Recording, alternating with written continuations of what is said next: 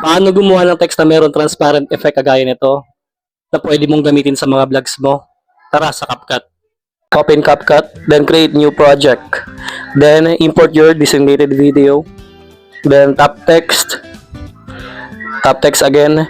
Then type mo kung ano yung gusto mong text.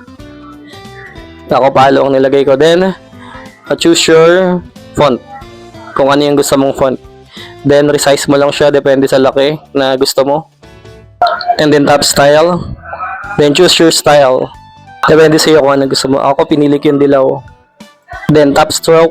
Then turn width into 7. Depende yan sa gusto mo. Pero ako 7 ang nilagay ko. Then after that tap okay. Then afterward spread mo lang yung text sa laki ng video na in-import mo. Then after nun i-export mo na siya.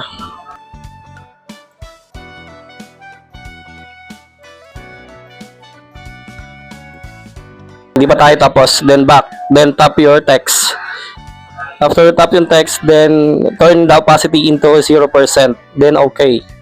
Then after that, import mo yung video na sinave mo kanina.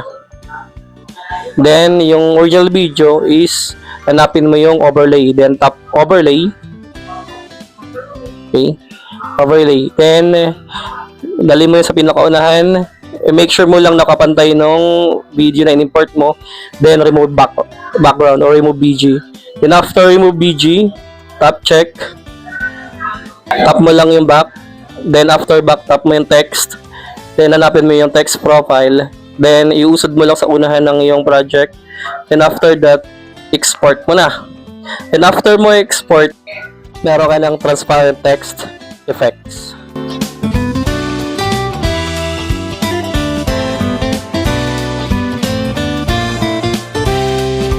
Sabi ko naman sa'yo, madali lang yan, di ba? Okay, bye!